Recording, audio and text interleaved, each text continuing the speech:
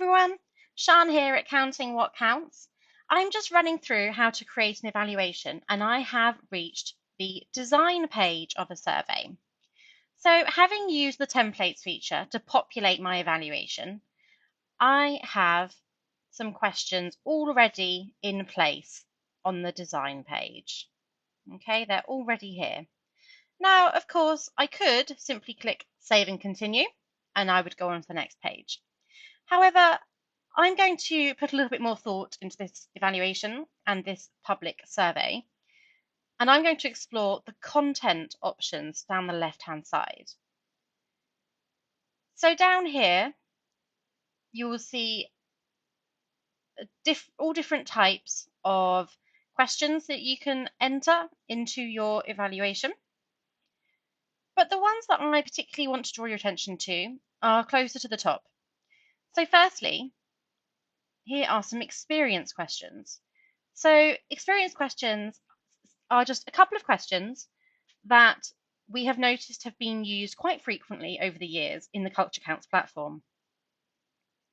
And the team felt it would be sensible and helpful to have them standardized. So you have here the Net Promoter Score question.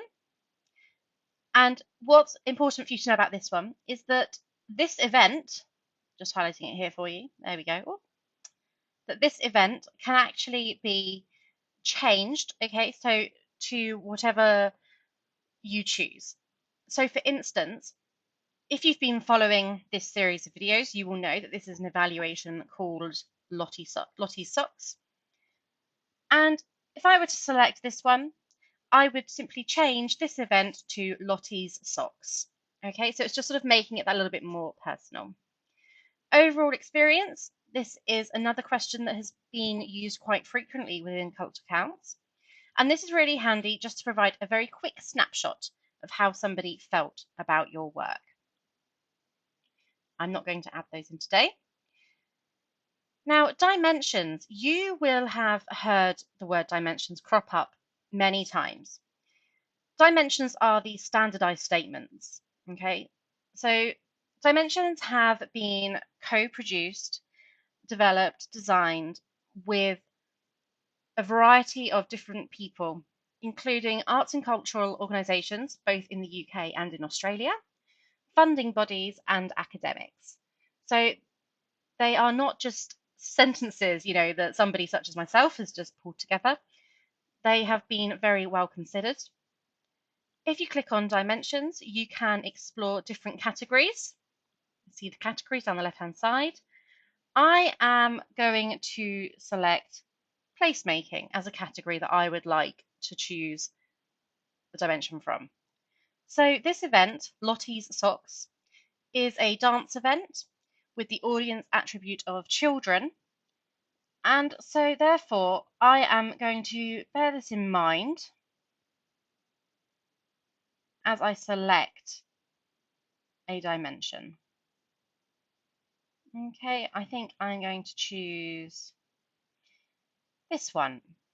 It encouraged me to participate in community activities. Okay, lovely. Save and close, and you will see it has now been added to the bottom of the question schedule. Now, I actually want it with the other dimension questions. I think that will look better. So you can see I've simply dragged and dropped it to where I want it. Okay, so those are the dimensions. I would definitely recommend that you peruse them and see if there's anything in there that really speaks to the intentions behind the work that you are going to be evaluating. Now, we also have this new content type, suggestions. Now, you might have heard of the phrase question bank that's been used a few times. And again, question banks have been built using NPO expertise, other arts and cultural organisation expertise, funding bodies expertise. So again, they've all been very well considered. So you can look through all of the questions that are contained within this question bank, or you can choose to filter. So as you know, so this work is a dance work. It is aimed at children. And it is also going to be outdoors. Okay, why not? You're going to make it outdoors. And so I am now going to peruse the outdoor arts questions.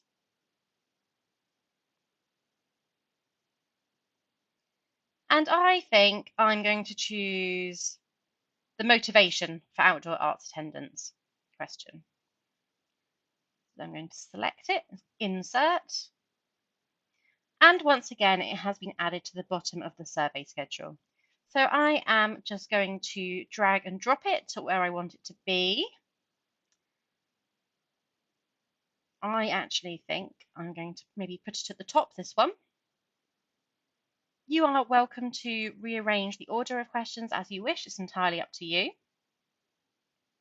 And because this is from the suggestions from the question bank, it has already been set. Okay, so the reasons, so the choices have already been set, as has the question text itself. Okay, so it's really handy because it means that you basically don't have to think about it. It's all been done for you.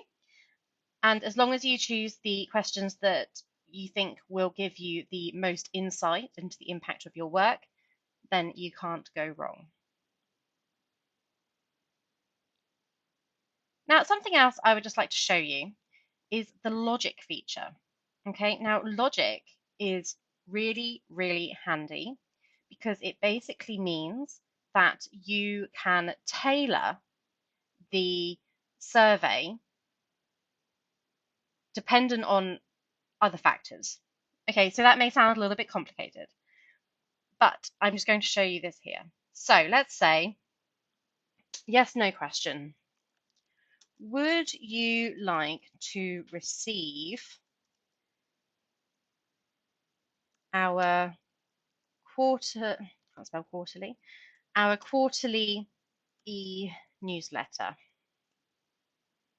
And then I'm just going to add a little bit here that says, please know your email address won't be used for any other purposes. Okay, and then with the options of no and yes.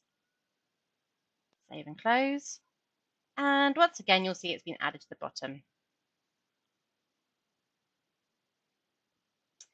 But now I'm going to add an email address question.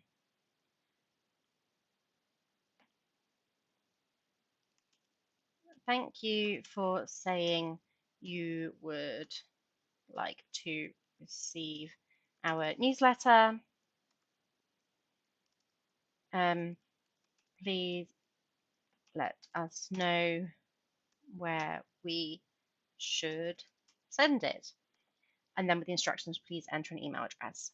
Now, I only want this question to appear if somebody has said that they would like to receive the newsletter.